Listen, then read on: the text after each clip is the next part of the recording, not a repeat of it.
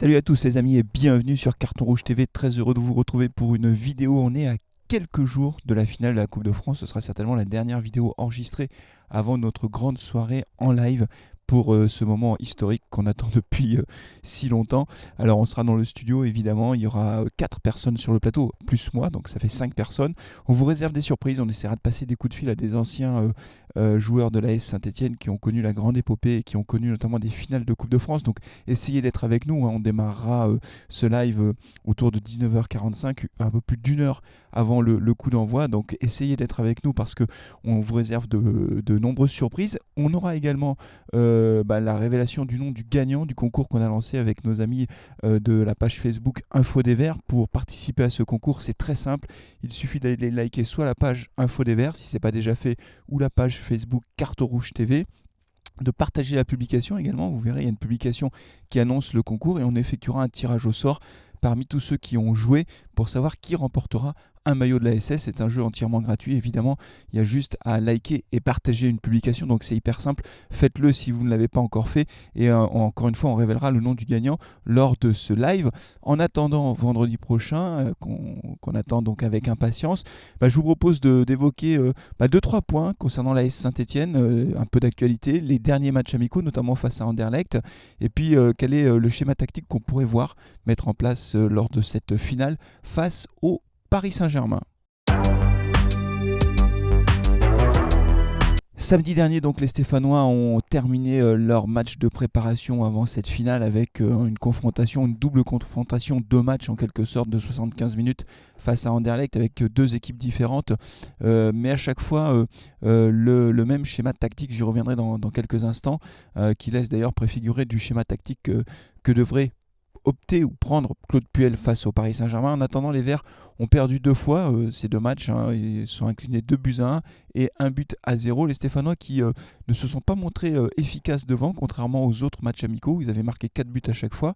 Bon, c'est pas très grave parce que je pense qu'il y a d'autres choses à retenir de ces matchs, notamment sur le plan défensif et sur le plan de l'animation du jeu.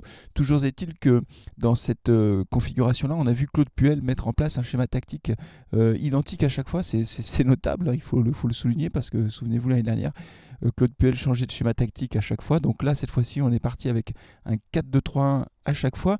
Et je pense que la composition à laquelle on peut s'attendre lors du prochain match face au Paris Saint-Germain, ce sera celle-ci, avec 2 défenseurs centraux. Alors, attention, hein, Claude Puel peut nous réserver des surprises aussi, peut-être cacher un peu son jeu avant le match face au Paris Saint-Germain, c'est pas impossible.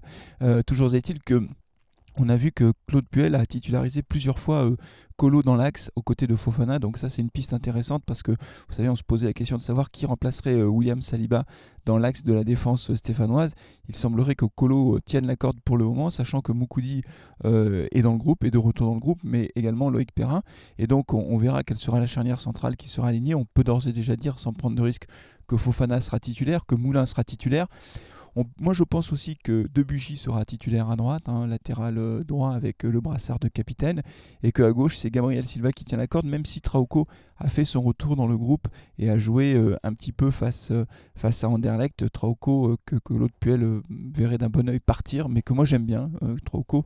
Voilà, je pense que c'est un bon joueur, même si défensivement, il a encore besoin d'être un peu replacé, parce que le jeu européen n'est pas le même que le jeu sud-américain. Il n'en reste pas moins que Trauco, pour moi, a du potentiel. Dans le milieu de terrain, je pense qu'il alignera Yann Villa qui a eu une petite alerte au pied, mais il a joué et donc je pense qu'il sera tout à fait opérationnel pour la finale face au Paris Saint-Germain. Boudbouz aussi tient la corde, je le trouve très bon. Riyad Boudbouz, franchement, je trouve que physiquement il est là, il garde bien le ballon, il arrive à être décisif, il a marqué alors des pénaltys, mais il a quand même marqué des buts et donc je crois que c'est bon pour la confiance. Riyad Boudbouz pour moi est un titulaire potentiel pour cette finale. Et puis un autre joueur qui m'a beaucoup plu face à Anderlecht, c'est Romain Amouma. Alors j'ai regardé les commentaires, hein, sur Twitter. Vraiment, Romain Amouma a marqué les esprits, il marque des points en ce moment, il est affûté physiquement, quand il n'est pas blessé, il est vraiment au top. C'est un joueur que j'aime beaucoup, si vous êtes des fidèles de Carton Rouge, vous le savez, c'est un joueur que j'apprécie beaucoup. Et puis également, Denis Bouanga devrait être titulaire, même si Denis Bouanga, un peu à l'image de Kazri, pour le moment, n'a pas fait des étincelles en ce début de reprise. Bon, ça n'est que la reprise, il faut laisser le temps aussi à Bouanga de retrouver le bon rythme, mais c'est vrai que pour l'instant, les deux petites déceptions, je dis toutes petites déceptions, c'est Bouanga et Kazri. Et puis devant, alors devant, moi je ne sais pas qui sera titularisé. Honnêtement, pour moi c'est la grande inconnue. Peut-être que Claude Puel mettra Kazri en 9, hein, je ne sais pas, face au Paris Saint-Germain.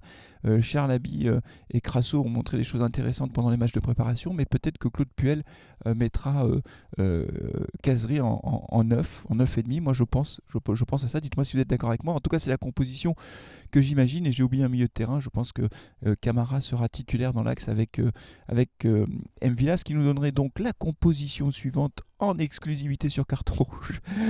Mais je me plante sûrement, on verra. En tout cas, donc Moulin dans les cages, on verra Fofana, Kolo, Debuchy, Gabriel Silva, sauf si Silva est blessé, on verra parce qu'il est sorti boitant un petit peu face à Anderlecht. Camara, M'Vila, Amouma, Bouanga, Boudbouz et Kazri. Voici le 11 de départ de carton rouge. Dites-moi si vous êtes d'accord avec ce 11-là.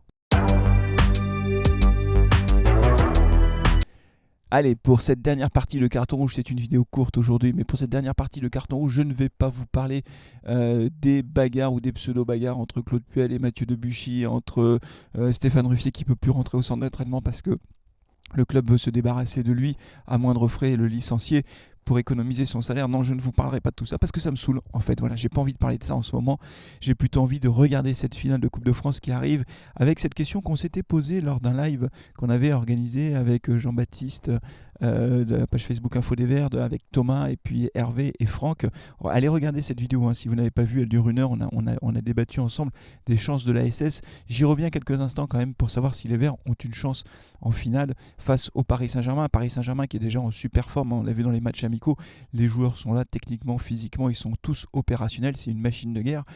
Mais je pense quand même que les Verts peuvent avoir une petite chance. Alors elle n'est pas énorme, il ne faut pas se raconter d'histoire, ce sera extrêmement difficile parce que entre la SS et le Paris Saint-Germain, il y a 2 niveaux d'écart. On ne joue pas dans la même cour, ni techniquement, ni physiquement. Je pense d'ailleurs physiquement aussi, ils sont supérieurs à nous. Ce qui est sûr, c'est que sur un match, tout peut se passer. Voilà, c'est une finale de Coupe de France, c'est un match, et tout peut se passer. On a vu que Rennes avait réussi l'exploit, donc les Verts peuvent également le faire. La clé du match, c'est qu'il va falloir être très fort tactiquement, c'est-à-dire qu'il ne va pas falloir laisser le Paris Saint-Germain déployer son jeu. Je crois que vraiment, face au Paris Saint-Germain, même si je ne suis pas entraîneur, je pense que l'élément le plus important, c'est de faire un pressing très haut, de les empêcher de déployer leur jeu. Parce que s'ils ont la possession de balle, ils sont tellement forts techniquement qu'ils peuvent faire la différence à tout moment. Donc il ne faut pas leur laisser le ballon. C'est ça l'enjeu de ce match, c'est d'empêcher le Paris Saint-Germain de déployer son jeu. Est-ce que Claude Puel arrivera à mettre en place un schéma tactique qui permettra d'empêcher le Paris Saint-Germain de déployer son jeu? Je l'espère, on regardera ça. Ce qui est sûr, c'est que tout peut arriver sur un match. Encore une fois, c'est tout à fait possible. Il n'y aura pas beaucoup de supporters dans le stade, il n'y aura pas de supporters stéphanois parce que les groupes de supporters stéphanois ont appelé à ne pas se rendre au Stade de France, ce que je peux comprendre. La seule chose, c'est que compte tenu de l'évolution de l'épidémie, je ne vois pas quand est-ce qu'on va de nouveau avoir des stades pleins. C'est vraiment très embêtant, mais c'est comme ça. Malheureusement, on ne peut pas y faire grand-chose. Et donc voilà, face à Paris, l'enjeu, ce sera un enjeu tactique pour faire face au rouleau compresseur parisien. À partir du moment où les Parisiens se trouvent en profondeur, hein, avec du Mbappé, du Icardi qui est vraiment en forme aussi, Neymar, etc. Ça va extrêmement vite et donc il ne faut pas leur laisser le temps de poser leur jeu et d'accélérer quand ils le souhaitent. Voilà, on verra comment ce schéma stéphanois se mettra en place dès le début du match. Et je dis dès le début du match parce que c'est aussi une source d'inquiétude. Les Verts ont mal démarré tous leurs matchs de préparation. Hein. On sait que ils ont. C'était d'ailleurs un gros problème l'année dernière. Ils avaient des temps faibles comme ça, soit en toute fin de mi-temps, soit en tout début de match, ou juste après avoir marqué, ils se déconcentrent et ils prennent des buts. Donc là, pas question de se déconcentrer. À aucun moment, il faudra rester concentré dès le début du match, parce que si on rate les 20 premières minutes, ça suffit pour en prendre 2 ou 3 avec le Paris Saint-Germain. Donc il n'y a pas de droit à l'erreur en quelque sorte face au Paris Saint-Germain. Dès le début du match, il faudra être opérationnel et ne pas commencer le match au bout de 20 minutes comme ils l'ont fait au cours des matchs de préparation, et être très discipliné sur le plan tactique, bien redescendre et être capable de faire un pressing haut quand les Parisiens auront le ballon. Voilà, on verra ce que ça donne encore une fois, mais c'est la clé de la réussite d'après moi. Dites-moi si vous êtes d'accord aussi avec cette analyse, le schéma tactique, la clé de la réussite de ce match. Les chances des Stéphanois sont faibles, mais elles existent quand même, et on regardera tout ça encore une fois vendredi en direct depuis le studio Arverne. Soyez nombreux à nous suivre, on fait ça en partenariat avec la page Facebook Info des Verts. Je vous dis à vendredi, préparez-vous bien pour cette finale. Prenez soin de vous d'ici là, prenez soin de vos proches et allez les Verts. Ciao.